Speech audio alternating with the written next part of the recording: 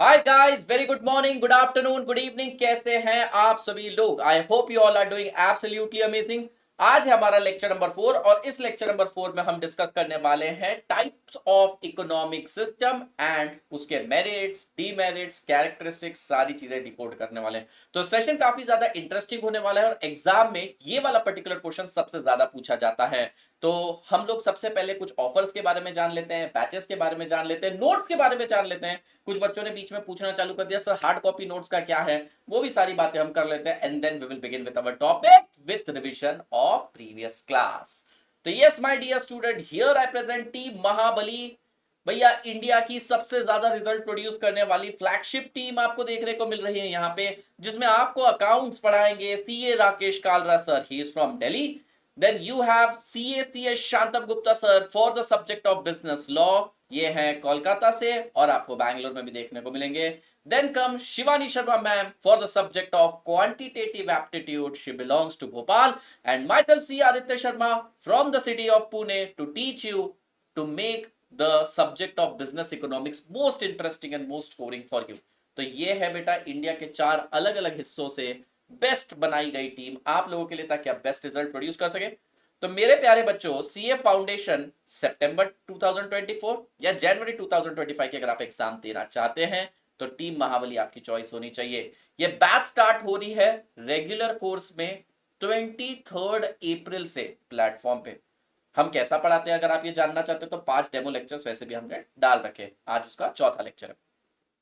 तो batch start होने वाली है 23 अप्रैल से, यानी कमिंग वीक में चालू हो जाएगी। फ्लैट 50% ऑफ दे रहे हैं हम आपको। 9 मंथ का सब्सक्रिप्शन लीजिए, 6 मंथ का सब्सक्रिप्शन लीजिए, 15 मंथ का सब्सक्रिप्शन लीजिए, फ्लैट 50% ऑफ है। But go for 9 month subscription, ये आपके 2 अटेम्प्ट कवर करता है। It is better to hedge yourself, cover yourself, to protect yourself. 2 महीने का 2 अटेम्प्ट का बेटा आप लोग कवर ले लीजिए। हाँ, आप एक ही बार में क्लियर कर लीजिए, कोई बात नहीं। अरे मुझे एक बात बताइए, अगर आप 2 डिस्प्लिन ले लेते हो, ठीक है, आपको तो काम एक ही डिस्प्लिन का है, लेकिन आप 2 डिस्प्लिन ले लेते हो, इसका मतलब ये थोड़ी कि आप चाहते हो दूसरी बार भी सर दुखे हमारा, पर दुखा तो उसके लिए रेडी होना चाहिए ना। उसी तरीके से हम सब्सक्रिप्शन ऐसा लेंगे कि इसमें हमारे 2 अटेम्प्ट कवर हो। हम पहले अटेम्प्ट में ही क्लियर करने वाले हैं, ये तो भैया फॉर श्योर ही है, लेकिन फिर भी we need to keep ourself covered. तो 9 मंथ का सब्सक्रिप्शन मात्र 9,000 रुपीज में मिल रहा है। आप समझ रहे हैं, 1,000 रुपीज पर मंथ का सब्सक्रिप्शन है। देखिए कितने चमकते सितारे हमारे आपको दिखेंगे। प्रिंसी खेमसारा ने 357 मार्क्स स्कोर करे रीसेंट अटेम्प्ट में, इससे पहले के अटेम्प्ट का हाईएस्ट था 360। Then we have Yash Vadva with 349 marks. We have Bhumika scoring 345 marks. All these are plus learner. इन्होंने हमारे प्लेटफॉर्म की पेड क्लासेस करी है। We qualified 900 plus learner with verified data. पहले तो भैया ऐसा लगता है कि बच्चे और भी बहुत ज्यादा हमने रिजल्ट में प्रोड्यूस किए होंगे, बट नहीं, 900 is the number and this is highest in online space. 130 plus learner score more than 300। भैया जहां पासिंग 200 पे होती है, यहाँ पे 300 से ज्यादा स्कोर कर रहे हैं बच्चे। And 357 of course is the highest mark. बेटा अन अकेडमी आपको हर चीज अनलिमिटेड देता है, अनलिमिटेड व्यूज देता है, ठीक है, अनलिमिटेड कंटेंट देता है, अनलिमिटेड प्रैक्टिस क्वेश्चन देता है, अनलिमिटेड ज्ञान देता है, पर एक चीज लिमिटेड है। अब आप बोलेंगे क्या? 14 अप्रैल, यस माय डियर स्टूडेंट, 14 अप्रैल यानी आज ये ऑफर खत्म होने वाला है। आपको अगर ये ऑफर अवेल करना है 50% ऑफ का, तो भैया 14 अप्रैल इज द डेट, फिर बाद में आप पछताते रह जाओगे। अगर आपको कोई भी क्वेरी, डिफिकल्टी, डाउट, कंसर्न है तो नीचे देखिए हेल्पलाइन नंबर दे रखा है 8585858585, और साथ ही साथ बेटा आप लोगों को हमने मेल आईडी भी दे रखा है। अगर आप कोई अलग वैलिडिटी का सब्सक्रिप्शन लेना चाहते हैं, लाइक 6 मंथ का लेना चाहते हैं, तो it is for 7,500। All you need to do is use code pro, download the application, select the goal, select the duration, use code pro and get maximum discount. You'll get the discounted price, but this offer is valid till 14th of April only. Then here I present myself. Let me introduce myself. Myself C Aditya Sharma. आप लोगों ने already मेरे 3 lecture दे रखे हैं, फिर भी मैं आपको कह देता हूँ। Myself C Aditya Sharma, I'll teach you subject business economics. I'm qualified chartered accountant. I cleared all level of CA at the age of 22. I have taught thousands of students. और मैं आप लोगों की CA फाउंडेशन और CA इंटरमीडिएट की journey को super आसान बनाने आया हूँ। I belong from city of Pune and student here showered so much love on me. मैंने काउंटलेस एग्जाम्शन और बहुत बेहतरीन रिजल्ट प्रोड्यूस करे हैं। और जैसे कि मैं हर बार कहता हूँ, मेरी रियल कमाई स्टूडेंट्स के नॉलेज बेस में जब इंक्रीमेंट होता है ना, उसे ही मैं मानता हूँ। तो बच्चे यहाँ पर बहुत ही ज़्यादा पसंद करते हैं सब्जेक्ट को, करंट अफेयर को, करंट नॉलेज को, पर्सनल फाइनेंसेस को भी मैं बच्चों को सिखाता हूँ, investing habits and all. Okay, अब आप टाइम टेबल भी जानना चाहेंगे। देखिए टाइम टेबल चल रहा है ऑलरेडी, जिन बच्चों ने 3 लेक्चर देख रखे हैं ना हमारे, उन लोगों को तो टाइम टेबल जानने की जरूरत नहीं। 4 सब्जेक्ट चिपक के चलते हैं बेटा, business law, economics, quantitative aptitude यानी वही आपका मैथमेटिक्स, स्टैटिस्टिक्स और लॉजिकल रीजनिंग और अकाउंटिंग। यहाँ पर देखिए आपको 4 धुआंधार एडुकेटर्स मिलेंगे बेटा, और ये रहा उनका रिस्पेक्टिव यूट्यूब का टाइम। ये तो सर फ्री लेक्चर्स का टाइमिंग है ना, यस सर। इसके बाद क्या होगा, जैसे ही आपके 5 फ्री लेक्चर्स कंप्लीट हो जाएंगे, उसके बाद हम लोग स्टार्ट करेंगे हमारा प्लस कोर्स। बेटा ये जो प्लस कोर्स है ना, ये बहुत ही स्ट्रैटेजिकली ड्राफ्टेड है। देखिए सबसे पहले क्रोनोलॉजी में वही बिजनेस लॉ होगा, फिर आएगा इकोनॉमिक्स यानी कि मैं, फिर आएगा क्वांटिटेटिव एप्टीट्यूड यानी मैथमेटिक्स, फिर आएगा अकाउंटिंग। तो सुबह सुबह थियोरटिकल सब्जेक्ट्स की पढ़ाई हो जाती है, तो 2 थियोरटिकल सब्जेक्ट्स हो गए। फिर बेटा हाथ चलाने के लिए, दिमाग चलाने के लिए मैथमेटिक्स और अकाउंट्स, तो आपसे किसी भी टाइम पे करवा लो, आप बेहतरीन ही परफॉर्म करें। एडुकेटर्स तो आप जानते ही हैं। बैच स्टार्ट हो रही है 23 अप्रैल से। सर कब कंप्लीट कर देंगे बैच? 3 महीने में खत्म कर देंगे, गारंटी है भैया। Duration, sir duration 3 month, frequency will be 6 days a week, और एक संडे को आप लोग आराम करिएगा, रिवाइज करिएगा, जो जैसा आपको करना करिएगा। बेटा टाइमिंग देख लीजिए, morning 8:30 to 10, 10:15 to 11:45, 12 to 1:30 and 2 to 3:30। मेरे प्यारे प्यारे बच्चों, इसके अलावा हम आप लोगों को सेल्फ स्टडी के लिए सफिशिएंट टाइम देंगे। हम आपको लगभग 3:30 बजे फ्री करके, आप लोग खाना वाना अगर खाना है तो खा लेंगे, स्नैक्स वगैरह खाना है खा लेंगे, नहीं तो अगर आपको सीधा सोने जाना है तो आप सो सकते हैं। 5 बजे से फिर से अपनी आगे की कहानी, आगे की पढ़ाई, आगे का रिविजन स्टार्ट कर सकते हैं। यानी here we introduce no class on, here we will not take any class. जो भी होगा रिवीजन होगा शाम को होगा, that will be optional for you, that you can watch recorded later, that will be free revision for you, but this one we will keep no class here. Got my point? Okay, so हाँ, yes, one more thing you were asking guys. Guys आप लोग बोल रहे थे कि books कहाँ से मिलेगी, तो बच्चा बाटी आप लोगों को अपने फेवरेट एडुकेटर्स की बुक अब मिलना चालू हो जाएगी। सॉफ्ट कॉपी तो मैं अभी आपको दे दूंगा, हार्ड कॉपी आप बाय कर सकते हैं। एस करिए, जीतीए, प्रिपेयर प्रिपेयर करिए, ace your CA examination. Your favourite educators books are now available on Unacademy. तो अनअकैडमी आपको, अगर आप प्लस सब्सक्रिप्शन लेते हैं, यानी कि वेरी डिस्काउंटेड प्राइस, जहां पर आप बोलते हैं कि नहीं sir we want to study from soft copy, तो हम आपको एकदम डिस्काउंटेड प्राइस पे सब्सक्रिप्शन सेल करेंगे, ठीक है। लेकिन अगर किसी बच्चे के मन में अगर नहीं आई वांट हार्ड कॉपी, तो आप सभी रिस्पेक्टिव एडुकेटर्स की, इसमें से कोई भी एडुकेटर की बुक्स बाय कर सकते हैं। एक्सक्लूसिव प्राइस है, एक्सक्लूसिव यानी कि लो प्राइसेस है, न्यू सिलेबस के हिसाब से कलरफुल बुक्स मिलेगी आप लोगों को। जो बुक मैंने दिखाई है वो आप यहां से भी बाय कर पाएंगे। और अगर आपको फ्री सॉफ्ट कॉपी चाहिए तो आप इधर से आराम से डाउनलोड कर सकते हो। बात समझ में आई क्या मेरे बच्चों? अरे बच्चों, बात समझ में आई क्या? 1 मिनट रुकना। हाँ जी, रिकॉर्डिंग चल रही है। तो ये रही सॉफ्ट कॉपी डाउनलोड करने के लिए क्यूआर कोड की लिंक, उसकी इमेज। कर लिया? दिन की शुरुआत करेंगे, लेक्चर की शुरुआत करेंगे, लेकिन थॉट ऑफ द डे के साथ। तो भाई ये क्या है आज का हमारा thought of the day? Thought of the day है, if you can change your mind you can change your life. छोटे छोटे कोड्स है, पर कितने सटीक है, कितने सही है। बस आप अपना माइंडसेट चेंज कर लीजिए, ठीक है। बोलते हैं ना कि faith can conquer the mountain. बेटा अगर आपके अंदर फेथ है तो आप किसी भी चीज को हासिल कर सकते हैं। एंड फेथ और belief system starts from with in, start believing in yourself. बड़े बड़े एंटरप्रेन्योर जो हो गए हैं, वो कोई एक्स्ट्रॉर्डनरी लोग नहीं थे, शुरू से प्रिविलेज लोग नहीं थे। उनके ऊपर अक्सर डाउट ही किए जाते थे, लेकिन उन्होंने एक ही चीज चेंज करी, उन्होंने खुद को चैलेंज किया, खुद के माइंडसेट को चेंज किया, और बेटा उन्होंने खुद की नहीं, हजारों लोगों की लाइफ को, करोड़ों लोगों की लाइफ को चेंज किया। So if you change your mind you change your life. So change starts with in. Okay sir, आज क्या है? आज सीए फाउंडेशन बिजनेस इकोनॉमिक्स का है लेक्चर नंबर 4। पढ़ रहे हैं हम chapter number 1, nature and scope of business economics. New syllabus सितंबर 2024 एंड जनवरी 2025 के स्टूडेंट्स के लिए। ठीक है, अभी मैं नोट्स ओपन करता हूं, कल के रिवीजन से स्टार्ट करेंगे।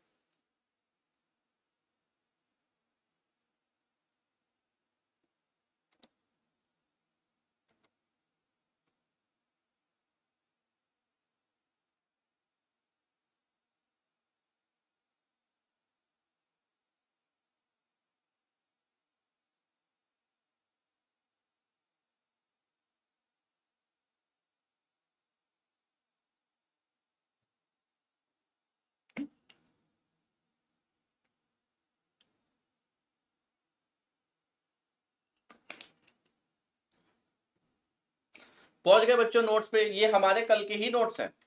ये जो किया है ना हमने ओवर राइटिंग एनोटेशन, ये कल ही किया था। आइए सबसे पहले रिवीजन के साथ स्टार्ट करते हैं। दोस्तों कल हम लोगों ने स्टार्ट किया था सेंट्रल इकोनॉमिक प्रॉब्लम। तो मेरे प्यारे बच्चों, सेंट्रल इकोनॉमिक प्रॉब्लम का मतलब होता क्या है?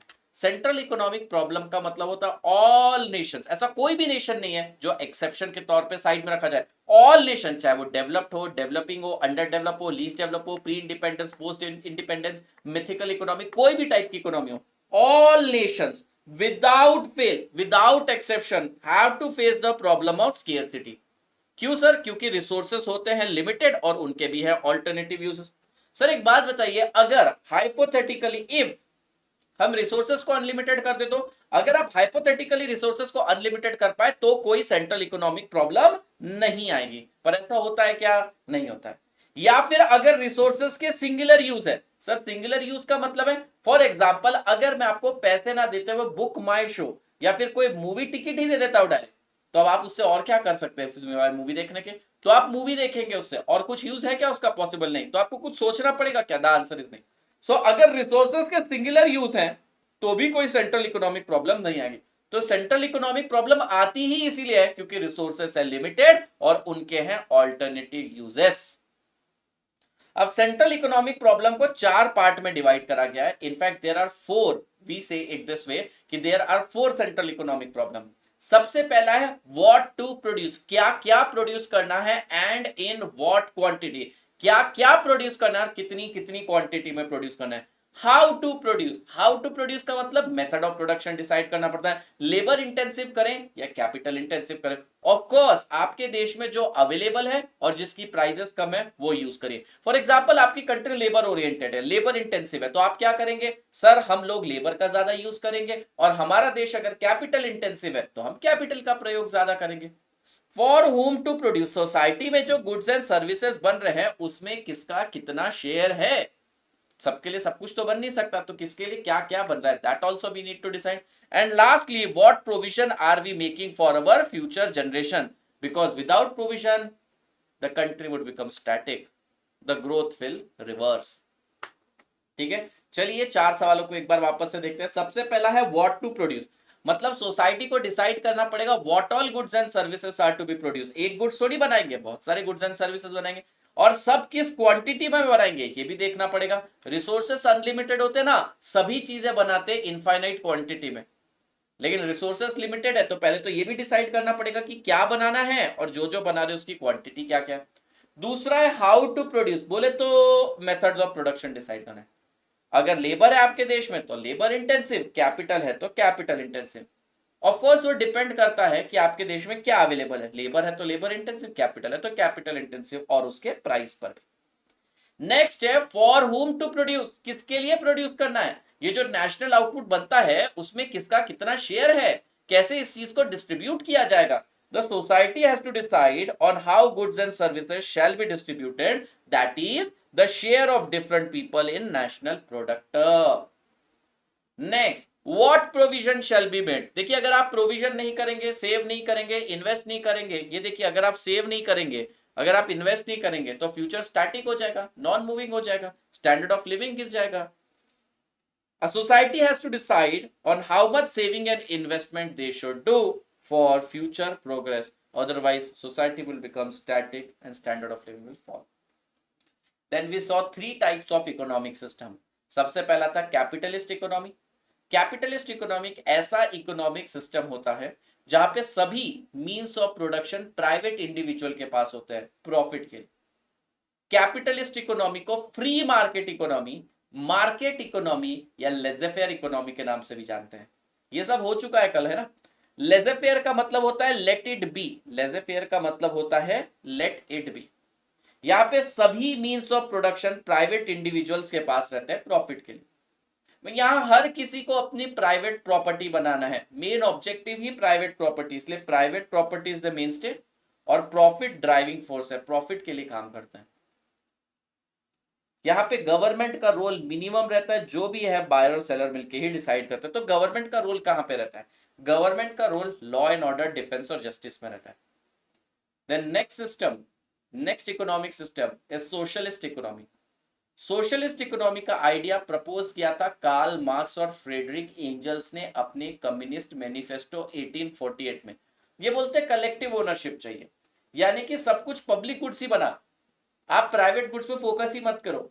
देखिए तानाशाही की बात नहीं कर रहे थे वो, उनका आइडिया बहुत अच्छा था। वे बोल रहे हैं कि हम प्राइवेट कार बनाने पे फोकस करने से बेटर है पब्लिक ट्रांसपोर्टेशन को इफेक्टिव करते हैं। हम प्राइवेट स्विमिंग पूल बनाने की जगह पब्लिक स्विमिंग पूल बनाते हैं। हम लोग प्राइवेट हॉस्पिटल की जगह गवर्नमेंट हॉस्पिटल बनाते हैं, प्राइवेट स्कूल की जगह गवर्नमेंट स्कूल बनाते हैं। ठीक है, आपको पता है इंडिया में भी कुछ प्राइवेट टेम्पल्स है, तो बोलते हैं प्राइवेट टेम्पल्स की जगह सभी पब्लिक टेम्पल होंगे। तो वो बोलते कलेक्टिव ओनरशिप चाहिए। वैसे आइडिया खराब नहीं था, क्योंकि वहां पे सोशल सिक्योरिटी थी, सबको हक मिल रहा था, पैसा मिल रहा था, जॉब मिल रहा था, लेकिन एक्सप्लॉइट हो गया। तो कार्ल मार्क्स और फ्रेडरिक एंजल्स ने अपने कम्युनिस्ट मैनिफेस्टो 1848 में सोशलिज्म का आइडिया प्रपोज किया। यहां पर वे बोलते हैं collective ownership by state, government की ओनरशिप चाहिए। और नेक्स्ट कम मिक्स्ड इकोनॉमी। अभी हम डिटेल में डिस्कस करेंगे कैपिटलिज्म, सोशलिज्म और मिक्स्ड इकोनॉमी को, है ना, डिटेल में डिस्कस करने वाले। ओके, मिक्स्ड इकोनॉमिक सिस्टम एक ऐसा इकोनॉमिक सिस्टम रहता है जिसमें कैपिटलिज्म भी है, सोशलिज्म भी है, मार्केट भी है और गवर्नमेंट भी है। यानी कि ये फ्री मार्केट इकोनॉमी और कमांड इकोनॉमी दोनों से बनी गई इकोनॉमी। कोशिश करी है कि ऐसी मिक्स्ड इकोनॉमी के अंदर सोशलिज्म और कैपिटलिज्म दोनों के बेस्ट फीचर डाल दिए जाए और दोनों के डीमेरिट्स निकाल दिए जाए। मिक्स्ड इकोनॉमी में 3 सेक्टर वर्क करते हैं। एक प्राइवेट सेक्टर, प्राइवेट सेक्टर में प्राइवेट इंडिविजुअल्स होते हैं बेटा, ये लोग रिसोर्सेस यूज करते हैं, बायर एंड सेलर मिलकर सब कुछ डिसाइड करते हैं, प्रॉफिट मोटिव रहना है। एक रहता है पब्लिक सेक्टर यानी गवर्नमेंट कंपनी, ये जनरली वेलफेयर के लिए काम करती है। और एक होता है जॉइंट सेक्टर जिसके अंदर पीपीपी मॉडल रहता है, public private partnership. Public sector भी है, प्राइवेट सेक्टर भी है, गवर्नमेंट भी है, इंडिविजुअल्स भी है, मिलके काम कर रहे हैं। ऐसा एक एग्जांपल मैं आपको देता हूं, अमूल कॉर्पोरेशन। ये तो बस ऊपर ऊपर से ओवरव्यू हुआ, अब एक एक करके डिटेल में समझते हैं इकोनॉमिक्स को। यहां तक किसी बच्चे को कोई डाउट? अगर कोई डाउट है तो प्लीज डेफिनेटली कमेंट बॉक्स में डाल दीजिए। और प्लस क्लासेस में तो इससे ज्यादा मजा आता है, क्योंकि प्लस क्लासेस में होती है लाइव चैट, वहां पे बच्चे सीधा कॉल पे आते हैं, बहुत ज्यादा मजा आता है। अभी ये मोनोलॉग है, मैं ही बोले जा रहा हूँ, वहां पे बच्चा भी बोलता है, चैट करता है, अपनी क्वेरीज पूछता है, अपने ओपिनियन सजेशंस रखता है, डाउट्स पूछता है, बहुत ज्यादा मजा आता है। ठीक है, और फिर जब सामने बच्चे भी होते हैं तो फिर भैया मिमिक्री, गेम्स, बहुत सारी चीजें होती है, गाना वाना भी होता है, थोड़ा बहुत, गाना वगैरह ज्यादा नहीं गाता मैं। So private sector, public sector and joint sector. चलिए फिर से कैपिटलिज्म पे चलते हैं, और कैपिटलिज्म को और थोड़ा बारीकी से समझते हैं। कैपिटलिज्म के अभी हम देखेंगे बेटा मेरिट्स, डीमेरिट्स और कैरेक्टरिस्टिक्स, पूरा डिटेल में कैपिटलिज्म को समझते हैं, फिर सोशलिज्म को समझेंगे, फिर मिक्स्ड इकोनॉमी को समझेंगे। वापस से चलिए कैपिटलिज्म पे आ जाइए।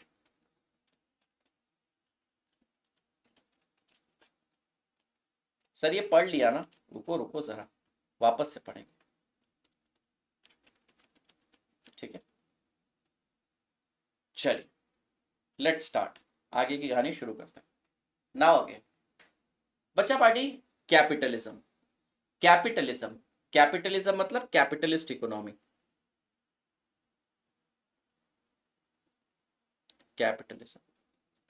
कैपिटलिस्ट इकोनॉमी को फ्री मार्केट इकोनॉमी या सिर्फ मार्केट इकोनॉमी के नाम से भी जाना जाता है, मार्केट इकोनॉमी, क्योंकि यहां पे सब कुछ मार्केट डिटरमाइन करता है, यहां पर सब कुछ बायर एंड सेलर डिटरमाइन करते हैं, इसलिए इसे मार्केट इकोनॉमी बोलते हैं। समझ में आया? मैं आपको और डेप्थ में लेकर जा रहा हूं। Why we call capitalist economy as market economy? Because यहां पर मार्केट मिलके ही सब डिसाइड करता है। बायर और सेलर कंस्टिट्यूट करते हैं मार्केट, बायर और सेलर से ही मार्केट बनता है। तो buyer and seller comes together, they decide, they bargain and they buy and sell the commodity। तो यहां पर जो कुछ होता है वो मार्केट डिटरमिन्ड है, इसलिए इसे मार्केट इकोनॉमी बोलता है। इसे फ्री मार्केट इकोनॉमी भी कहा जाता है, मार्केट इकोनॉमी भी कहते हैं, फ्री मार्केट इकोनॉमी भी कहते हैं, दोनों नाम है इसके, market economy, free market economy, या फिर लेजे फेयर इकोनॉमी। लेजे फेयर का मतलब होता है प्यारे बच्चों, लेट इट बी, यानी गवर्नमेंट बोलती है let it be, you do everything by yourself, आपको जो सही लगे आप अपने हिसाब से करो। बच्चा पार्टी, ऐसी जो इकोनॉमी होती है, let's say this is that economy X Y Z country, अब यहां पर भी तो गुड्स एंड सर्विसेज प्रोड्यूस करने पड़ेंगे ना, करने पड़ेंगे। यहां पर भी बायर्स होंगे, यहां पर भी सेलर्स होंगे, पर बेटा यहां पर गवर्नमेंट का रोल नहीं है मार्केट के अंदर। Law and order, defence, justice में तो है, पर गवर्नमेंट का रोल नहीं है मार्केट में। तो प्रोडक्शन कौन करेगा? रिसोर्सेस किसके पास रहेंगे? रिसोर्सेस रहेंगे प्राइवेट सेक्टर के पास। समझ गए?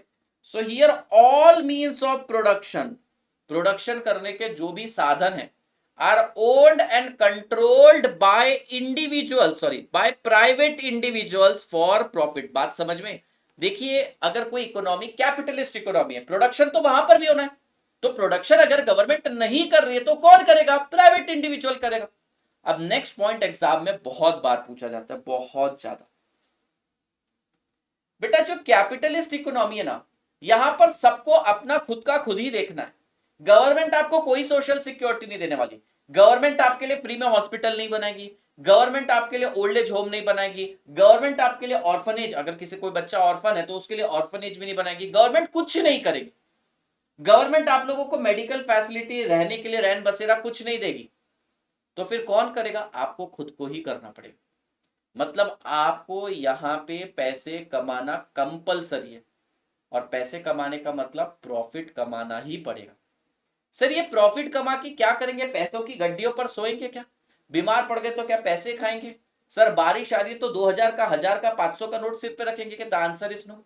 हम बनाएंगे प्राइवेट प्रॉपर्टी। तो मैं जो बोलने जा रहा हूं ध्यान से सुनो बेटा, कैपिटलिज्म के अंदर, कैपिटलिज्म के अंदर private property, private property main goal है आपका, मेन स्टे बोलते हैं उसको, मेन स्टे यानी कि आपका मेन गोल है।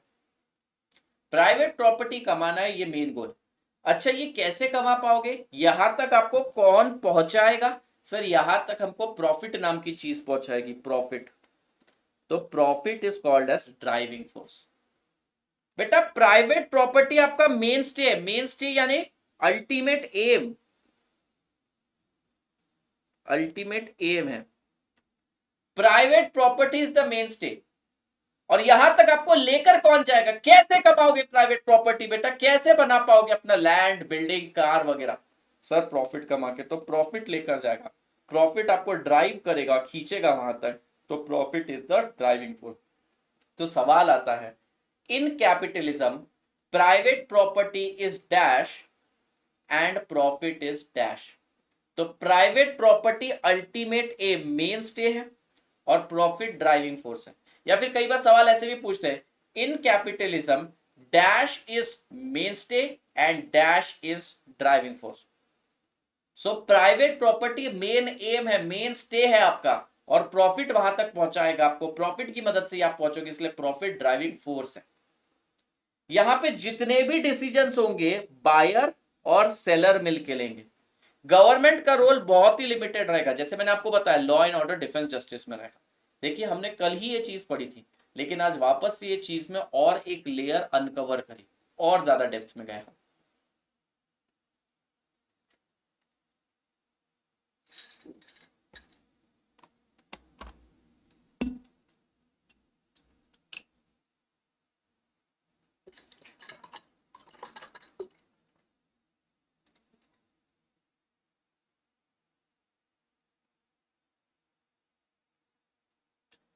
बहुत गर्मी है, प्यास बहुत लग रही है, बॉटल पे बॉटल खाली हो रही है। समझ गए? सो कैपिटलिस्ट इकोनॉमी को free market economy, market economy या लेजे फेयर इकोनॉमी के नाम से भी जाना जाता है। बेटा मार्केट इकोनॉमी क्यों बोलते हैं? क्योंकि यहां पर मार्केट के जो दो प्लेयर होते हैं, बायर और सेलर, वही मिलकर सब डिसाइड करते हैं। यहां पर जितने भी प्रोडक्शन रिसोर्सेस रहते हैं, प्राइवेट सेक्टर, प्राइवेट इंडिविजुअल के पास रहते हैं।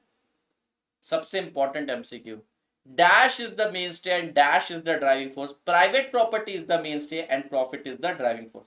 जितने भी डिसीजंस रहते हैं, बायर और सेलर मिलकर रहते हैं, गवर्नमेंट का रोल मिनिमम है। अब मेरा आपसे एक सवाल, बच्चों हम लोगों ने थोड़ी देर पहले सेंट्रल इकोनॉमिक प्रॉब्लम के बारे में पढ़ा। सेंट्रल इकोनॉमिक प्रॉब्लम क्या थी? What to produce, how to produce, for whom to produce and what provision shall be made. पढ़ा था कि नहीं पढ़ा था? अच्छा, जब मैं आपको सेंट्रल इकोनॉमिक प्रॉब्लम पढ़ा रहा था तब मैंने कहा था ऑल नेशंस विदाउट एक्सेप्शन, ऐसा कोई भी नेशन नहीं है जो इससे बचाओ, all nations without exception have to face the problem of scarcity. तो क्या कैपिटलिस्ट इकोनॉमी को भी सेंट्रल इकोनॉमिक प्रॉब्लम का सामना करना पड़ेगा? The answer is big yes. तो कैपिटलिस्ट इकोनॉमी भी चार समस्या आएगी। आइए देखते हैं चारों समस्याओं को कैसे सॉल्व करते हैं। समझ में आया? अब लिंक कैसे कर रहा हूं कॉन्सेप्ट। हमने कैपिटलिज्म पढ़ लिया, सोशलिज्म पढ़ लिया, मिक्स्ड इकोनॉमी पढ़ लिया।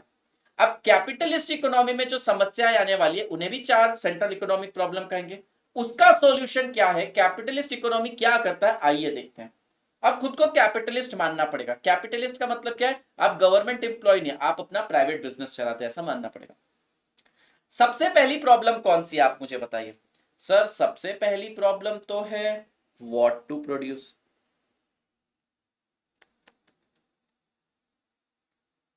व्हाट टू प्रोड्यूस, कैपिटलिज्म में हम क्या प्रोड्यूस करेंगे? जरा दिमाग लगाते हैं।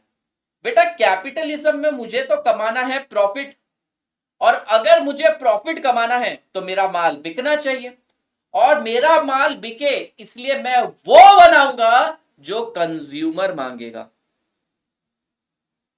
जो कंज्यूमर मांगेगा, because consumer is king under capitalism. एक सवाल आता है, व्हाट टू प्रोड्यूस कौन डिसाइड करता है? Option A consumer, option B producer, option C both, option D none.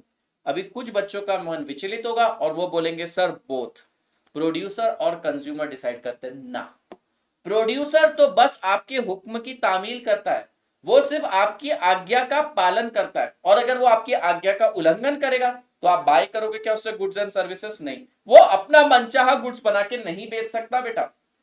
जो कंज्यूमर मांग रहा है वही उसको बनाना पड़ेगा। तो the correct answer is A. Under capitalism what to produce, क्या बनाना है, कौन डिसाइड करता है? सर कंज्यूमर डिसाइड करता है, because consumer is king. It is not decided by producer. Producer तो बस मार्केट जो मांग रहा है वो बनाता है। अगर जो मार्केट मांग रहा है वो नहीं बनाएगा तो क्या होगा? उसका माल सेल नहीं होगा, और माल सेल नहीं होगा तो प्रॉफिट नहीं आएगा, प्रॉफिट नहीं आएगा तो प्राइवेट प्रॉपर्टी कैसे कमाएगा? तो प्राइवेट प्रॉपर्टी कमाने के लिए चाहिए प्रॉफिट, और प्रॉफिट के लिए वही बनाना पड़ेगा जो कंज्यूमर मांगे, क्योंकि consumer is king under capitalism. क्या ये वाला पॉइंट समझ में है? व्हाट टू प्रोड्यूस, क्या प्रोड्यूस करना है, कौन डिसाइड करेगा कैपिटलिज्म में? कंज्यूमर। दूसरा सवाल है सर हाउ टू प्रोड्यूस। चलो मैं आपको इसका एग्जांपल देता हूं व्हाट टू प्रोड्यूस का। अच्छा, कंज्यूमर क्या बोल रहा है? कंज्यूमर बोल रहा है कि भैया आज से ना हम लोगों को, मतलब मार्केट डिमांड को ध्यान में रखते हुए कंज्यूमर बोल रहा है कि हमको स्नीकर्स चाहिए, ट्रेंडी स्नीकर्स चाहिए, और मैं बोल रहा हूं नहीं, मैं तो आपको चप्पल बना के दूंगा।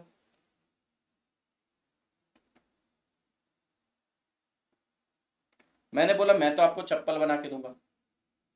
तो भैया कंज्यूमर मांग रहा है ये, और प्रोड्यूसर बनाना चाहता है ये बोल रहा है ये ड्यूरेबल है, ये अच्छा है, ये फैंसी है, ये सारी चीजें। बताइए इस व्यक्ति का माल बिकेगा क्या? अरे नहीं बिकेगा। और अगर इसका माल नहीं बिकेगा तो प्रॉफिट कमाएगा क्या? नहीं। अगर प्रॉफिट नहीं कमाएगा तो प्राइवेट प्रॉपर्टी आएगी क्या? द आंसर इज नहीं। तो इसको क्या बनाना पड़ेगा? इसको वो बनाना पड़ेगा जो कंज्यूमर मांग रहा है, क्योंकि जो कंज्यूमर मांग रहा है ये वो बनाएगा तो माल बिकेगा, प्रॉफिट होगा, प्राइवेट प्रॉपर्टी कमा पाएगा। यानी अगर आप ध्यान से सोचेंगे तो प्रोड्यूसर का तो रोल कुछ है ही नहीं। प्रोड्यूसर का काम तो इतना है जो मार्केट मांग रहा है वो बना के दो। समझ गए आप मेरी बात? प्रोड्यूसर अपनी इच्छा से नहीं कुछ बनाता है, प्रोड्यूसर तो मार्केट में जो हुक्म आता है उसकी तामील करता है, जो आज्ञा आती है उसका पालन करता है, समझ गए। नहीं तो क्या होगा, मैं अगर पीछे पड़ गया कि नहीं मुझको तो यही बनाना है, तो भैया कोई दूसरा व्यक्ति आके ये गुड्स बनाएगा, उसका माल बिकेगा, वो प्रॉफिट कमाएगा, वो प्राइवेट प्रॉपर्टी लेकर जाएगा, मेरा क्या, मैं ठन गोपाल। Next, how to produce, sir कैसे प्रोड्यूस करना। वापस से बेटा, कैपिटलिज्म में इंसान को क्या चाहिए सर, प्रॉफिट चाहिए। आपको पता है प्रॉफिट कैसे निकलता है, selling price minus cost price is equals to profit. ये चमत्कारी इक्वेशन तो आपको पता ही होगा। सेलिंग प्राइस में से अगर आप कॉस्ट प्राइस लेस कर दो तो प्रॉफिट आएगा। अब बच्चा पार्टी, अगर कंपटीशन है तो आप सेलिंग प्राइस को बढ़ा पाओगे क्या, लेकिन अगर आप कॉस्ट को कम कर पाए तो आपका प्रॉफिट बढ़ जाएगा। इक्वेशन लेता हूं, लेट से सेलिंग प्राइस है 100, कॉस्ट प्राइस है 70 और प्रॉफिट है 30। कंपटीशन के चलते हुए आप सेलिंग प्राइस तो बढ़ा नहीं पाओगे, सेलिंग प्राइस उतनी है। अगर आप कॉस्ट को कम कर पाए तो भी क्या आपका प्रॉफिट बढ़ जाएगा, क्या आप हैप्पी हैप्पी हो जाएंगे सर, हाँ, क्योंकि हमारे पास आ जाएगा प्रॉफिट और हम कमाएंगे private property. So how to produce, कैसे प्रोड्यूस करें सर, हम ऐसे प्रोड्यूस करेंगे, ऐसे प्रोड्यूस करेंगे, हम ऐसा मेथड लगाएंगे प्रोडक्शन का जहां पर कॉस्ट लीस्ट हो, जहां पर कॉस्ट लीस्ट हो। सर अगर लेबर लगा के कॉस्ट कम आ रही है तो लेबर लगा देंगे, कैपिटल लगा के कॉस्ट कम आ रही है तो कैपिटल लगा देंगे। आप समझ रहे हैं, कैपिटलिस्ट इकोनॉमी बहुत सिंपल सिद्धांतों पर वर्क करती है। वो क्या बोलती है कि देखिए क्या प्रोड्यूस करना है, जो कंज्यूमर मांगे। कैसे प्रोड्यूस करना है, अरे हम वो वाला मेथड ऑफ प्रोडक्शन लगाएंगे जहां पर हमारी कॉस्ट लीस्ट हो, क्योंकि अगर हमारी कॉस्ट कम रहेगी तभी हम ज्यादा प्रॉफिट कमा सकते हैं। बिल्कुल बढ़िया बुद्धि बेटा, बिल्कुल बढ़िया बुद्धि।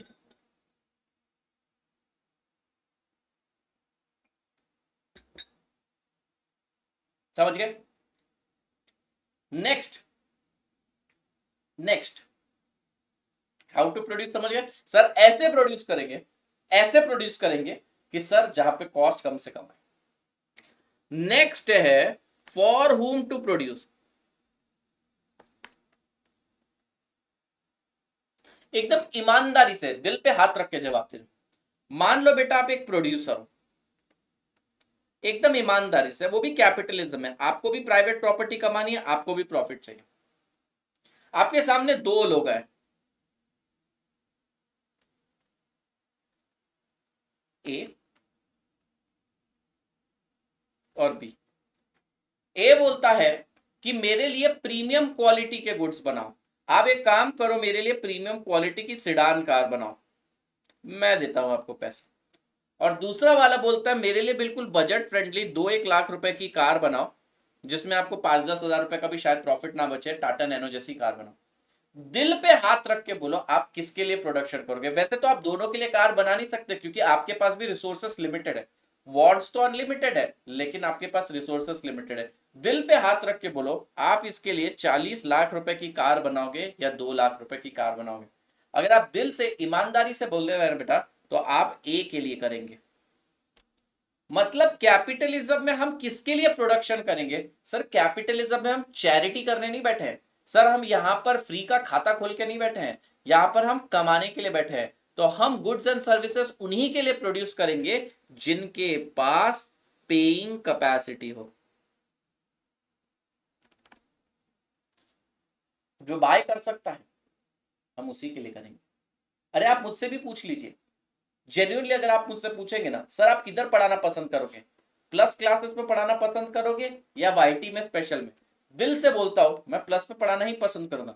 भले हम बहुत नॉमिनल फीस लेते हैं, मार्केट में जो नेक्स्ट बेस्ट प्लेयर है ना उससे भी आधी फीस लेते हैं हम लोग, जो हमारा मोस्ट कह सकते हैं क्लोज कॉम्पिटिटर भी अगर कोई होगा तो उससे भी आधी फीस लेते हैं हम। लेकिन मैं यूट्यूब पर नहीं पढ़ाता हूं, यूट्यूब पर अभी तो आपको सिर्फ डेमो दे रहा हूं।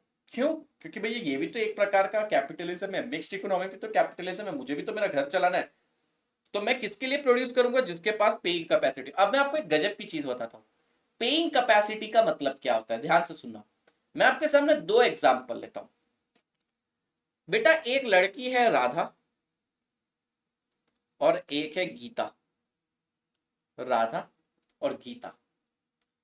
राधा की जो सैलरी है ना वो है 1 लाख रुपए पर मंथ, और गीता की सैलरी है 30,000 रुपए पर मंथ। आप मुझे बताइए पेइंग कैपेसिटी किसके पास ज्यादा है? पेइंग कैपेसिटी किसके पास ज्यादा है? आप इस एग्जाम्पल में बोलेंगे राधा के पास, क्योंकि सर उसकी इनकम ज्यादा है। पर मैंने आपको एक इंफॉर्मेशन तो बताई ही नहीं कि राधा जो है ना बेटा, घर पे सोल अर्नर है, अकेली कमाती है, और इनकी प्राइवेट प्रॉपर्टी कुछ नहीं है। ये रेंटेड हाउस पे रहती है, इनके पास खुद की कुछ भी प्रॉपर्टी नहीं है, पुश्तैनी पैसा कुछ भी नहीं है। इनकी जो नेटवर्थ होगी सब कुछ मिला मुलू के जमा पूंजी होगी 5 लाख रुपए की, इससे ज्यादा है नहीं। वही गीता जो है ना 3 करोड़ रुपए की मालकिन है, इसकी अकेली की नेटवर्थ 3 करोड़ है, परिवार की नेटवर्थ मान लेते हैं 53 करोड़। अब बताइए किसके पास पेइंग कैपेसिटी ज्यादा है? गीता। क्यों? गीता के पास वेल्थ ज्यादा है। तो क्या मैं ऐसे कह सकता हूं पेइंग कैपेसिटी डिपेंड करता है आपकी इनकम के ऊपर भी और आपकी वेल्थ पे भी। अगर कोई व्यक्ति ऐसा है जिसकी इनकम भी कम है, वेल्थ भी कम है, उसके पास तो पेइंग कैपेसिटी नहीं है। पर अगर किसी व्यक्ति के पास इनकम अच्छी है तो पेइंग कैपेसिटी ज्यादा होगी, या फिर वेल्थ बहुत है तो भी पेइंग कैपेसिटी ज्यादा होगी। आप अब ऐसे मत कंपेयर करो कि सर ओवरऑल नेट पोजीशन बताओ, राधा की इनकम और नेटवर्थ कंसीडर करके, तो ऐसे नहीं कर रहे। मैं बस आपको इतना बताने की कोशिश कर रहा हूं कि सर अगर इनकम इनकम की बात करी जाए तो अगर इनकम ज्यादा तो पेइंग कैपेसिटी ज्यादा, और अगर किसी के पास इनकम नहीं है पर वेल्थ है तो भी उसके पास पेइंग कैपेसिटी है। अब जो पुराने लोग रहते हैं बेटा, पुश्तैनी पैसा जिनके पास है हम कहते हैं, वो लोगों को इनकम की थोड़ी टेंशन रहती है, उनके पास भर भर के वेल्थ रहती है। सो हम क्या पढ़ रहे थे बेटा? थर्ड सेंट्रल इकोनॉमिक प्रॉब्लम पढ़ रहे थे, that is for whom to produce, किसके लिए प्रोड्यूस करना? हम उसके लिए प्रोड्यूस करेंगे जिसके पास पेइंग कैपेसिटी है, बाइंग कैपेसिटी है। और पेइंग कैपेसिटी या बाइंग कैपेसिटी डिपेंड करती है आपकी इनकम पे भी और वेल्थ पे भी। क्या आपको बात समझ में आई? ठीक है। और लास्ट है बचा पार्टी प्रोविजन। यहां पर तो इस इकोनॉमी में प्रोविजन तो ज्यादा करना पड़ेगा। अब आप पूछेंगे क्यों? गवर्नमेंट आपको ओल्ड एज होम नहीं देने वाली, गवर्नमेंट आप लोगों को रिटायरमेंट फंड नहीं देने वाली, गवर्नमेंट आपको पेंशन नहीं देने वाली, गवर्नमेंट आपको मेडिकल फैसिलिटी नहीं देने वाली, government is not going to give you any social benefit. So you will have to arrange it by yourself, आपको खुद ही अरेंज करना पड़ेगा।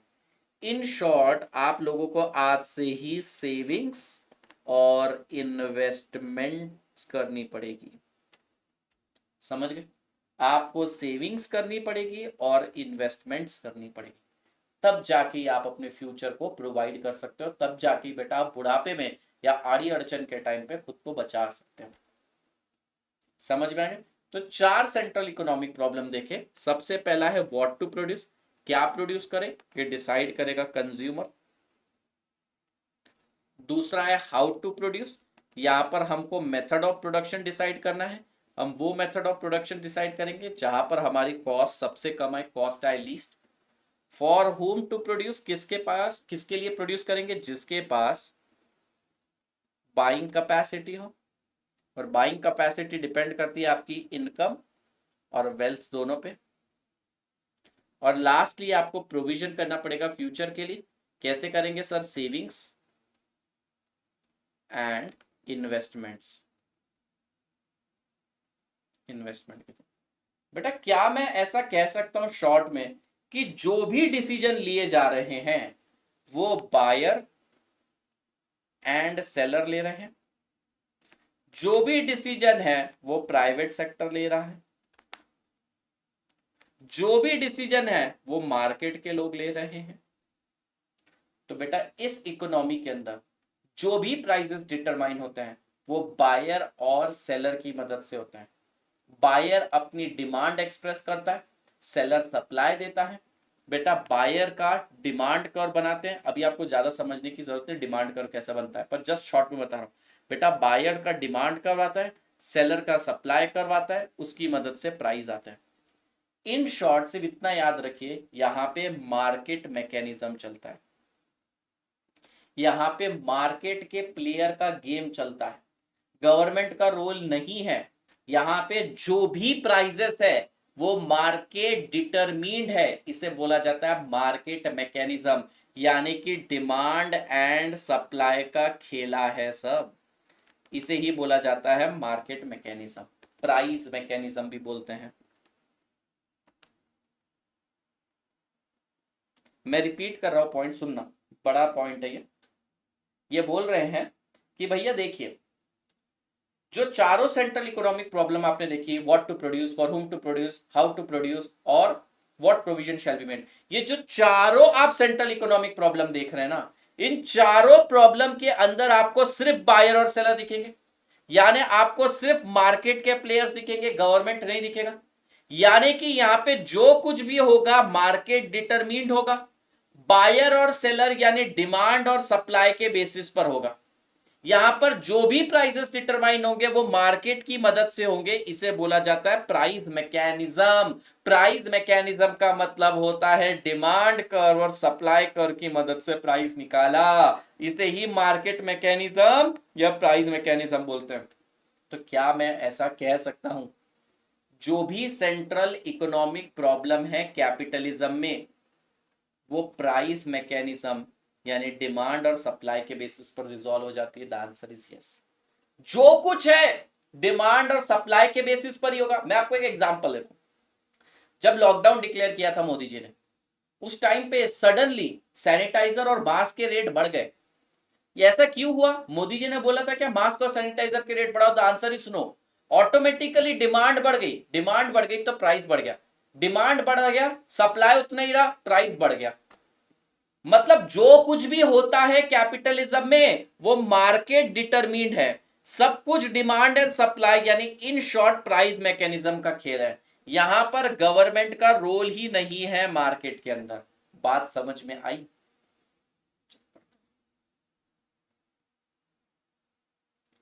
पढ़िए बेटा, अभी हम डिस्कस करने वाले हैं सेंट्रल इकोनॉमिक प्रॉब्लम्स के solution.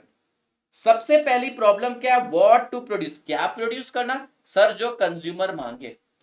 Decided by consumer who shows their preference by spending on goods which they want and decide what to produce, क्योंकि कंज्यूमर किंग होता है बेटा। सो व्हाट टू प्रोड्यूस कौन डिसाइड करेगा sir? Consumer. How to produce sir, कैसे produce करेंगे sir? हम ऐसे प्रोड्यूस करेंगे, ऐसे प्रोड्यूस करेंगे कि हमारा कॉस्ट ऑफ प्रोडक्शन लीस्ट हो। An entrepreneur will produce goods and service by choosing that technique of production which will render his cost minimum। आपकी कॉस्ट मिनिमम आनी चाहिए, रेंडर मतलब give, which will give lowest cost। if labor is cheap, use labor intensive। if labor is costly, use capital intensive। जो सस्ता है वो use करो। Next, for whom to produce sir, किसके लिए प्रोड्यूस करना? जिसके पास परचेसिंग पावर है, बाइंग कैपेसिटी है, those who have buying capacity. Buying capacity depend करता है आपकी इनकम पे भी और आपकी वेल्थ पे भी, प्रॉपर्टी यानी कि वेल्थ पे। अच्छा सर, प्रोविजन कैसे करना? सर आगे जाके नेक्स्ट जनरेशन के लिए कुछ बचे, हमारे लिए कुछ बचे, कैसे करना? Saving is done by consumer and investment is done by entrepreneur. लीजिए मैंने यही बोला था, सेविंग्स एंड इन्वेस्टमेंट के थ्रू। अच्छा एक और पॉइंट, आप लोग सेविंग्स पता है कब ज्यादा करते हो? जब आपको मार्केट में एफडीज का अच्छा रेट मिलता है। Savings, consumer savings are govern by rate of interest. जब आपको ब्याज अच्छा मिलता है ना, तब आप सेव ज्यादा करते हो। अगर आपको 12%, 13%, 15% ब्याज मिलेगा, भर भर के सेव करते। अगर 3%, 4% मिलता है, आप सेव नहीं करते। अच्छा, बिजनेसमैन इन्वेस्टमेंट करेगा, मैंने आपको बताया ना प्रोविजन कैसे होगी। फ्यूचर को प्रोवाइड करने के लिए सेव भी करना पड़ेगा, इन्वेस्ट भी करना पड़ेगा। सेविंग्स, आप ज्यादा ज्यादा सेविंग कब करेंगे? जब आपको अच्छा ब्याज मिलेगा। और आप ज्यादा ज्यादा इन्वेस्ट कब करेंगे? जब आपको रिटर्न ऑन इन्वेस्टमेंट ज्यादा मिलेगा। सर रिटर्न ऑन इन्वेस्टमेंट मतलब कितना लगा के कितना मिल रहा है। अगर मैं किसी धंधे में 10 लाख रुपए डाल रहा हूं और मुझे हर साल 3 लाख रुपए मिल रहे हैं, तो ये मेरा रिटर्न ऑन इन्वेस्टमेंट है। तो भैया अगर मुझे 3 की जगह 1.5 मिले तो शायद मैं पैसा ना लगाऊं, पर 3 की जगह 5 मिले तो मैं लगा लूंगा। तो एक बिजनेसमैन तभी इन्वेस्ट करता है जब उसका आरओआई ज्यादा रहता है, रिटर्न ऑन इन्वेस्टमेंट, इन्वेस्टमेंट मतलब कैपिटल।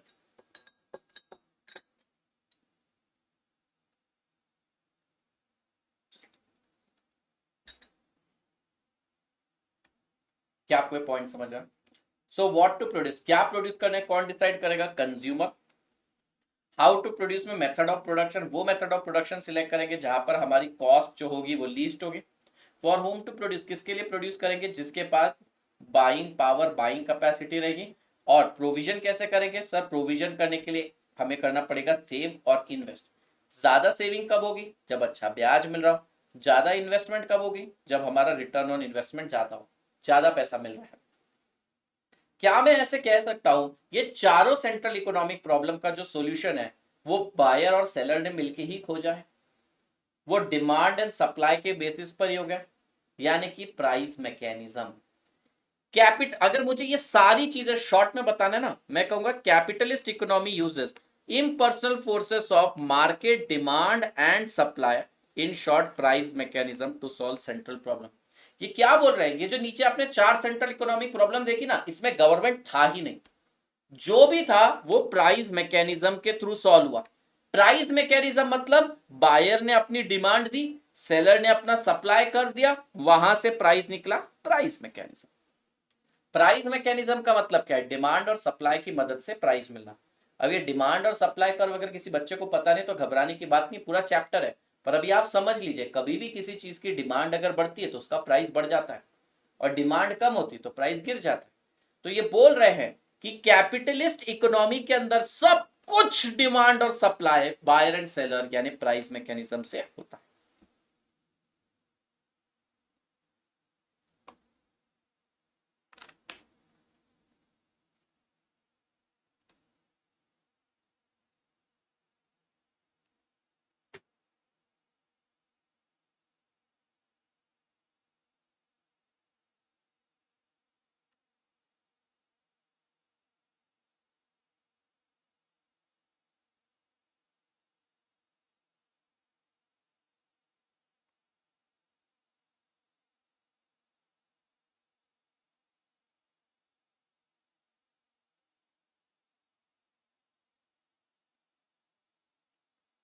ठीक,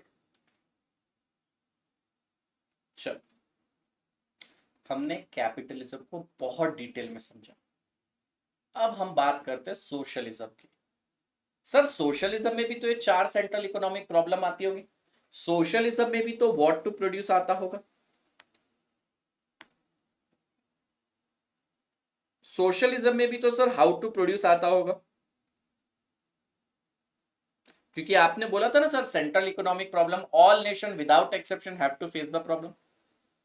सर यहां पर भी तो फॉर होम टू प्रोड्यूस आता होगा, फॉर होम टू प्रोड्यूस आता होगा। सर यहां पर भी तो प्रोविजन का पॉइंट आता होगा। यस बिल्कुल सही बोले, यहां पर भी प्रोविजन का पॉइंट आता है। यानी जो चार सेंट्रल इकोनॉमिक प्रॉब्लम आपको वहां देखने को मिल रही थी, वही चार सेंट्रल इकोनॉमिक प्रॉब्लम आपको यहां पर भी देखने को मिलेगी।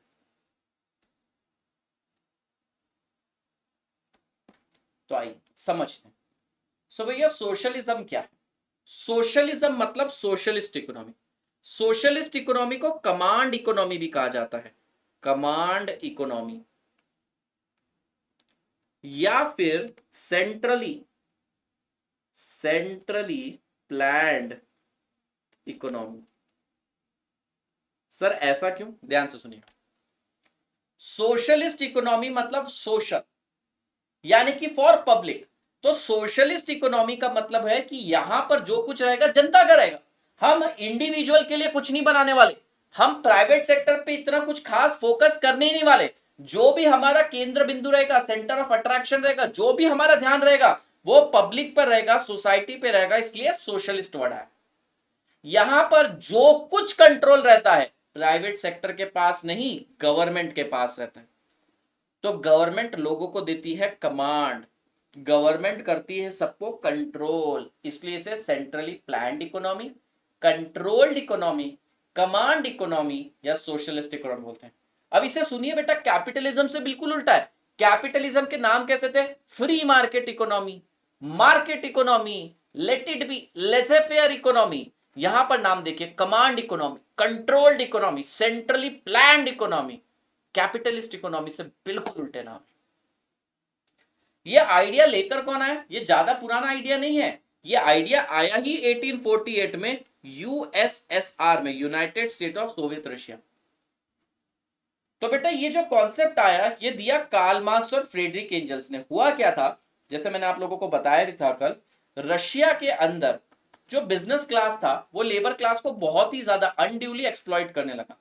वहां की जो लेबर क्लास थी ना बेटा, उनको नॉर्मल वेतन भी नहीं मिलता था, बहुत ज्यादा एक्सप्लॉइटेशन होता था, बेयर मिनिमम भी उनको कुछ नहीं मिलता था। तो रिवॉल्ट लाइक एक कह सकते हैं क्रांति जैसी सिचुएशन आ गई।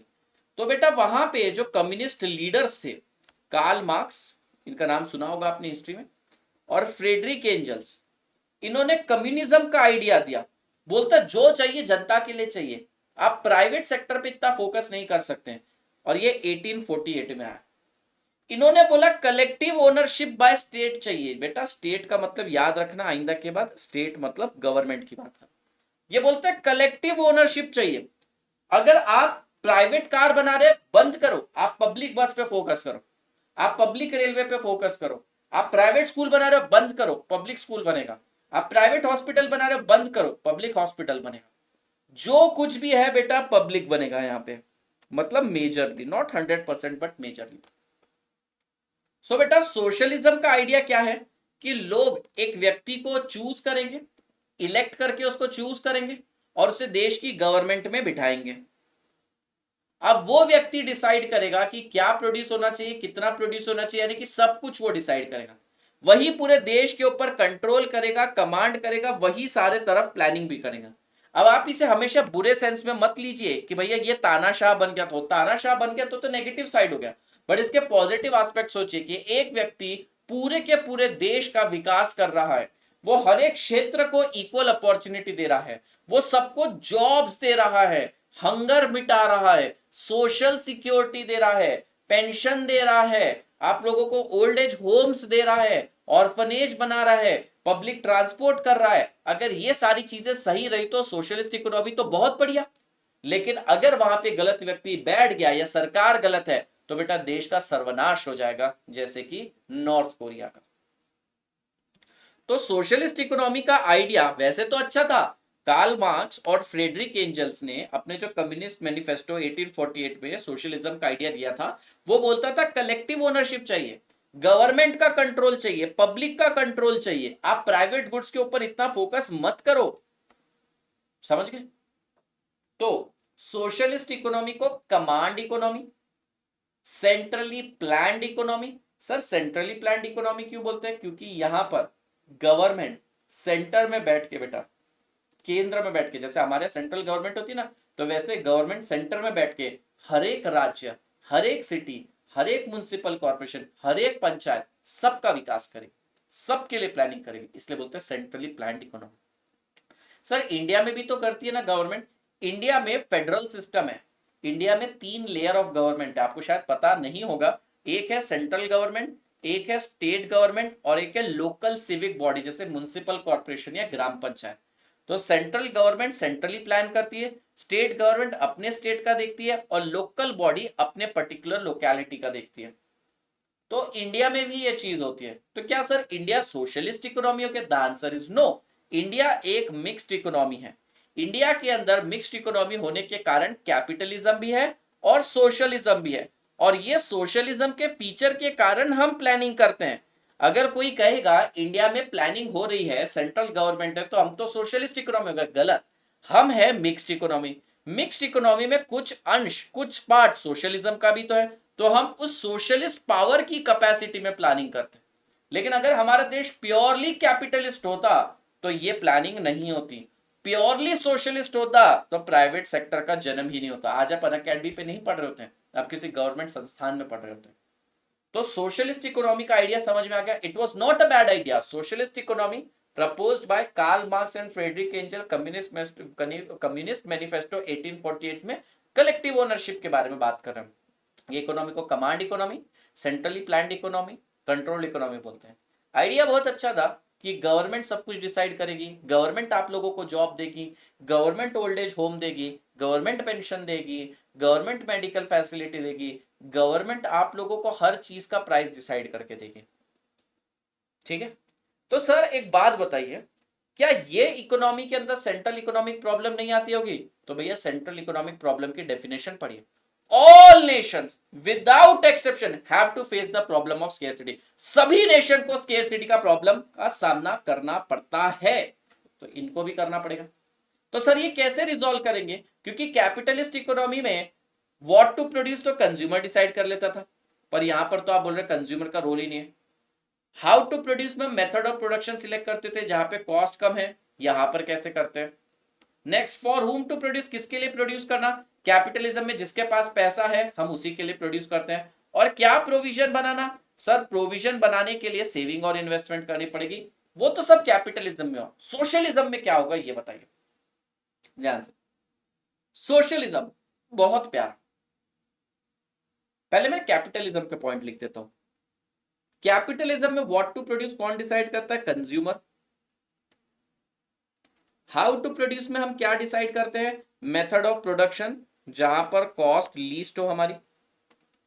फॉर हुम टू प्रोड्यूस, किसके लिए प्रोड्यूस करना, जिसके पास बाइंग कैपेसिटी है। और प्रोविजन के लिए क्या करेंगे, सेविंग्स एंड इन्वेस्टमेंट। ठीक है सर, सोशलिज्म में कैसे होगा, बहुत सिंपल। व्हाट टू प्रोड्यूस, क्या प्रोड्यूस करना है, ये कौन डिसाइड करेगा, ये डिसाइड करेगी government. Sir how to produce, कैसे बनाना, लेबर इंटेंसिव या कैपिटल इंटेंसिव, कौन डिसाइड करेगा, गवर्नमेंट। सर गवर्नमेंट कॉस्ट नहीं देखेगी, गवर्नमेंट को क्या ही लेन देन कॉस्ट का। फॉर हुम टू प्रोड्यूस, किसके लिए प्रोड्यूस करना, सर फॉर एवरीवन। ये एक बहुत बढ़िया फीचर है भैया। अगर आपके पास बाइंग कैपेसिटी नहीं है पर नीड है आपको, तो आपको गुड्स मिलेंगे। अगर आप बीमार है और आपके पास पैसे नहीं है, आपको गुड्स मिलेंगे। अगर आप ऑर्फन है, ऑर्फनेज मिलेगा। अगर आप पुअर है और आपके पास रहने के लिए जगह नहीं है, और गरीब भी है और बुजुर्ग भी है, तो ओल्ड एज होम भी मिलेगा। रहने के लिए जगह नहीं है, रैन बसेरा मिलेगा। आप रिटायर हो गए, पेंशन मिलेगी। सो एक बहुत बढ़िया फीचर है सोशलिज्म का। किसके लिए प्रोड्यूस करना, सर सबके लिए, नीड बेस पे। यहां पर मनी बेस्ड था, जिसके पास पैसा, जिसका पैसा उसका बोलबाला। और सर प्रोविजन, प्रोविजन करने की तुम्हें कोई जरूरत नहीं है, गवर्नमेंट विल डू। मतलब सर यहां पर तो सब कुछ गवर्नमेंट डिटरमिन्ड है, एग्जैक्टली। कैपिटलिज्म में क्या प्रोड्यूस करना, कंज्यूमर डिसाइड करेगा, सोशलिज्म में गवर्नमेंट। कैसे प्रोड्यूस करना, कैपिटलिज्म में जहां कॉस्ट कम हो, यहां पर गवर्नमेंट जो डिसाइड करेगी वो। फॉर होम टू प्रोड्यूस, किसके लिए प्रोड्यूस करना, कैपिटलिज्म में जिसके पास बाइंग कैपेसिटी है, बाइंग पावर। सोशलिज्म में हम सबके लिए प्रोड्यूस करेंगे। और प्रोविजन, भैया यहां पर हमें खुद सेविंग एंड इन्वेस्टमेंट करनी पड़ेगी, यहां पे गवर्नमेंट करेगी। सर सबके लिए सब कुछ बना सकते हैं क्या, द आंसर इज नो। सबके लिए सब कुछ तो बना नहीं सकते, अनलिमिटेड रिसोर्सेज तो यहां भी नहीं, पर जितना बना सकते हैं सबके लिए बनाएंगे। समझ गए, कोई डाउट है तो आप मुझसे पूछिए।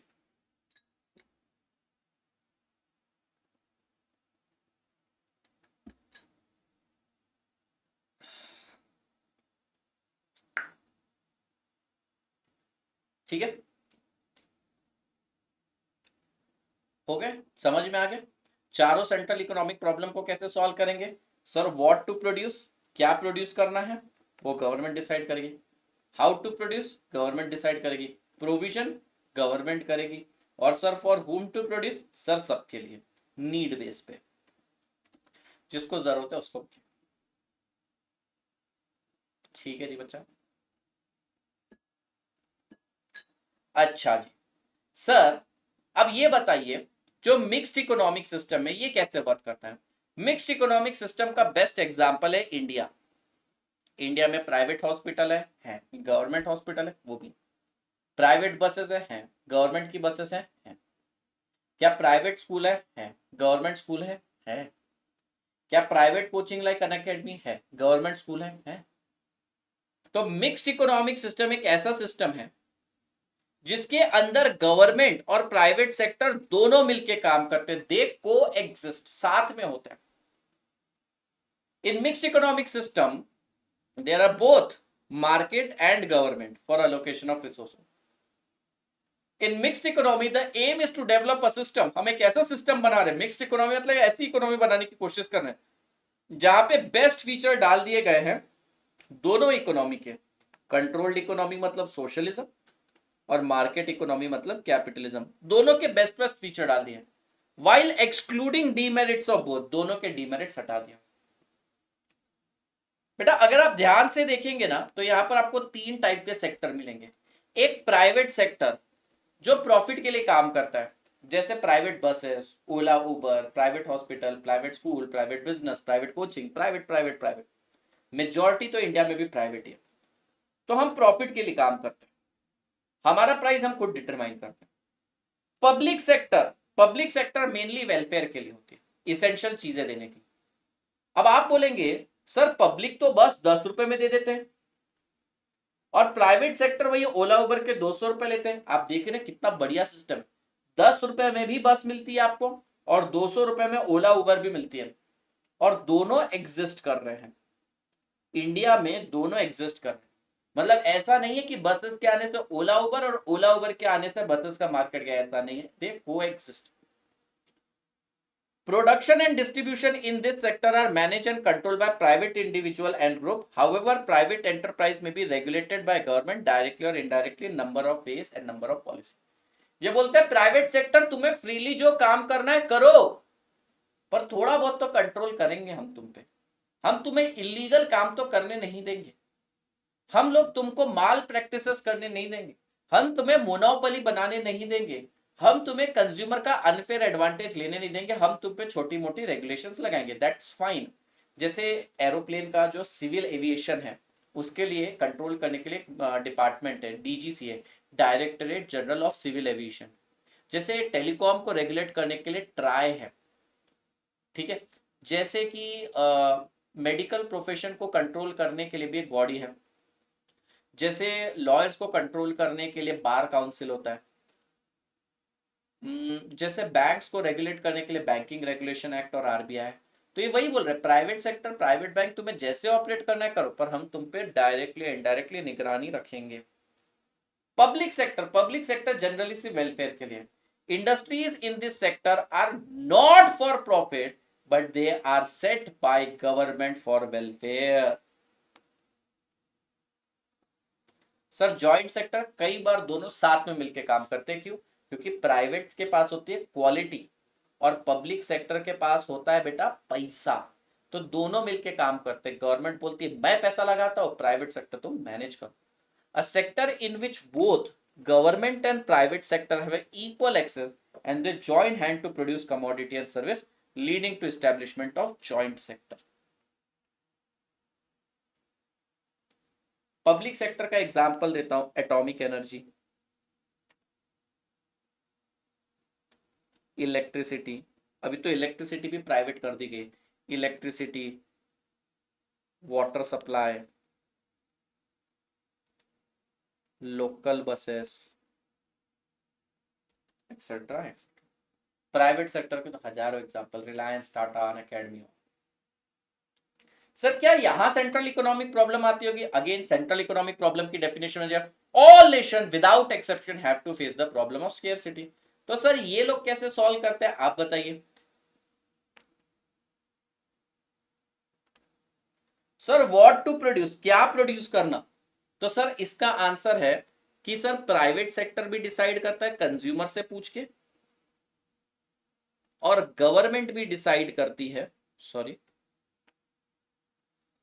हाँ सॉरी सॉरी, और गवर्नमेंट भी करती है वेलफेयर के लिए। तो सर क्या प्रोड्यूस करेंगे? प्राइवेट सेक्टर तो वो चीजें प्रोड्यूस करेगा जो कंज्यूमर मांग रहा है, और गवर्नमेंट वो चीजें प्रोड्यूस करेगी जो वेलफेयर से रिलेटेड। आप जरा सोच के देखिए ना, मिक्स्ड इकोनॉमी में प्राइवेट सेक्टर है वो तो प्रॉफिट के लिए काम करे और गवर्नमेंट वेलफेयर के लिए। How to produce?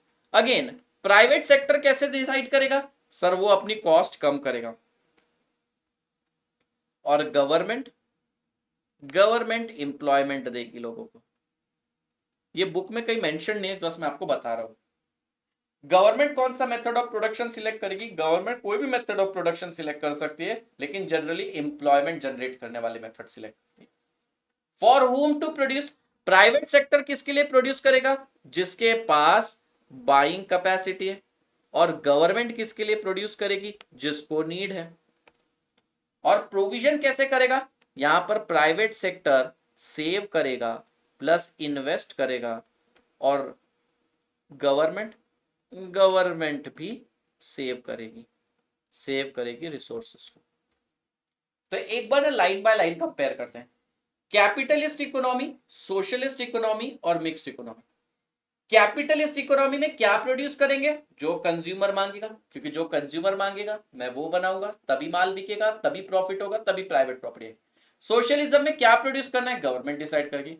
Mixed economy में तो दोनों होते हैं ना, मिक्स्ड इकोनॉमी में कैपिटलिज्म भी है, सोशलिज्म भी है। तो प्राइवेट सेक्टर क्या प्रोड्यूस करेगा? जो कंज्यूमर मांग रहा है। और गवर्नमेंट क्या प्रोड्यूस करती है? गवर्नमेंट जनरली वेलफेयर वाली चीजें प्रोड्यूस करेगी। ये कहीं मेंशन नहीं है बुक में, ये वाला पार्ट बस मैं बता रहा हूं लॉजिकल।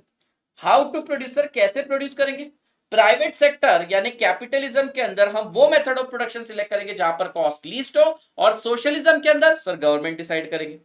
मिक्स्ड इकोनॉमी में दोनों एग्जिस्ट कर रहे हैं, तो प्राइवेट सेक्टर अपनी कॉस्ट कम रखेगा और गवर्नमेंट ऐसा मेथड सिलेक्ट करेगी जहां पे इंप्लॉयमेंट जनरली जनरेट हो।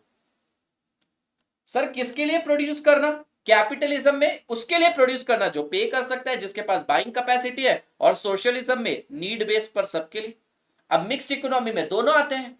कैपिटलिस्ट यानी प्राइवेट सेक्टर किसके लिए प्रोड्यूस करेगा? सर जिसके पास पैसा हो। गवर्नमेंट किसके लिए प्रोड्यूस कर रही है? जो डिप्राइव्ड सेक्शन हो, जिसको जरूरत हो। सर प्रोविजन कैसे करेंगे? कैपिटलिज्म में गवर्नमेंट तो कुछ करके नहीं देने वाली, तो हम सेविंग और इन्वेस्टमेंट खुद करेंगे। सोशलिज्म में गवर्नमेंट करके देगी, और मिक्स्ड इकोनॉमी में तो दोनों एग्जिस्ट कर रहे हैं, तो प्राइवेट सेक्टर अपनी सेविंग अपनी इन्वेस्टमेंट खुद करेगा, गवर्नमेंट कुछ रिसोर्सेस की सेविंग्स करेगी तो करेगी।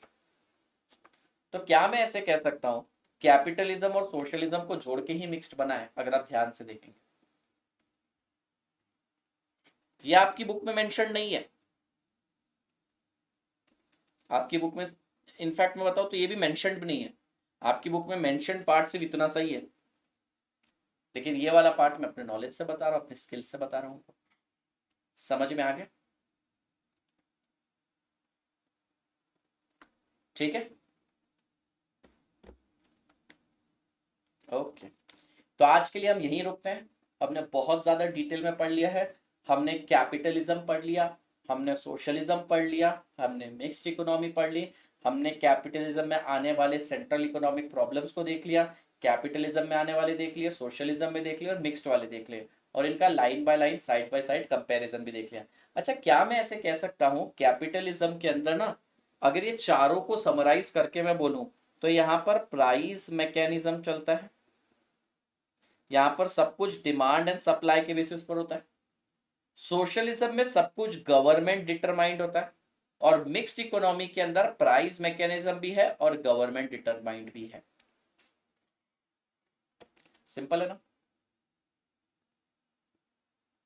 यो यो कितना टाइम हो गया? लगभग लगभग टाइम हो गया है।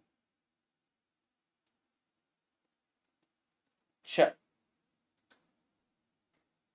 कोई डाउट है तो डेफिनेटली आप डाउट बॉक्स में डालिए। कल हम क्या करने वाले हैं? कल हम तीनों के मेरिट्स देखेंगे, डीमेरिट्स देखेंगे, और ये चैप्टर कंप्लीट हो जाएगा। देखिए बचा ही उतना पार्ट है, कैरेक्टरिस्टिक्स, मेरिट्स, डीमेरिट्स, खत्म। और साइड बाय साइड कंपैरिजन रखा है, बुक में ऐसे नहीं दे रखा है। मैंने जो मॉड्यूल ड्राफ्ट करी है ना, ये अपनी इंस्टीट्यूट के मॉड्यूल के ही कंपैरिजन में बिल्कुल 100% कंटेंट डाला है। बस बात इतनी सी है कि वहां पर उन्होंने पूरा कैपिटलिज्म एक साथ लिखा, फिर पूरा सोशलिज्म, फिर पूरा मिक्स। हम चाहे तो वैसे भी पढ़ सकते हैं, लेकिन हम अगर लाइन बाय लाइन कंपैरिजन देखना चाहते हैं ना, वो भी आप लोगों को देखने को मिलेगा। तीनों के बेसिक कैरेक्टरिस्टिक्स आप देख लेंगे, तीनों के मेरिट्स देख लेंगे, तीनों के डीमेरिट्स देख लेंगे, side by side line by line comparison हो जाता है। समझ में आया? So this way we have drafted our book in better way. और अगर आप बुक्स वगैरह बाय करना चाहते हैं तो आप डेफिनेटली बाय कर सकते हैं। बुक्स वगैरह बाय करना चाहते हो तो आप अनअकैडमी के पोर्टल से ही बाय कर सकते हैं। आपको नहीं समझ में आ रहा कैसे बाय करना है तो 8585858585 से बाय कर सकते हैं। यहाँ पर आपको सभी एडुकेटर्स की बुक मिल जाएगी। देखिए राकेश कालरा सर की बुक मिल जाएगी, शांतम गुप्ता सर की बुक मिल जाएगी, मेरी भी बुक मिल जाएगी, आपको तीनों एडुकेटर की बुक मिल जाएगी। आपको लॉ के ऑप्शन भी मिल जाएंगे, आपको लॉ में एक और एडुकेटर की बुक मिल सकती है, ठीक है। लेकिन अभी आप टीम महाबली से पढ़ेंगे तो 1 2 3 इन्हीं की बुक लेनी है, नाम आपको याद रखना है। एक और है मैथमेटिक्स की बुक आप लोगों को मिल जाएगी, वो इस पोस्टर के अंदर आया नहीं अभी, वो भी आ जाएगा, ठीक है। लेकिन उनकी बुक भी अवेलेबल है, लोएस्ट कॉस्ट पर अवेलेबल है। लेकिन अगर आपको फ्री में बुक्स चाहिए, सॉफ्ट कॉपी चाहिए, तो बच्चा पार्टी ये रहा आप लोगों के लिए क्यूआर कोड। इस क्यूआर कोड को मजे से डाउनलोड कर लीजिए, मतलब क्यूआर कोड को ओपन करके सॉफ्ट नोट्स इमीडिएटली डाउनलोड कर लीजिए। ठीक है, आई होप आपको सेशन पसंद आया होगा, वैल्यूएबल डिटेल इंसाइट मिली होगी। प्लस क्लासेस में मैं आपको दावे के साथ कह रहा हूं, इससे एटलीस्ट 3 टाइम्स तो आपको मजा आएगा, क्योंकि वहां पर होता है 2 वे कम्युनिकेशन, 1-on-1 नहीं, वहां पे होता है 2 वे कम्युनिकेशन।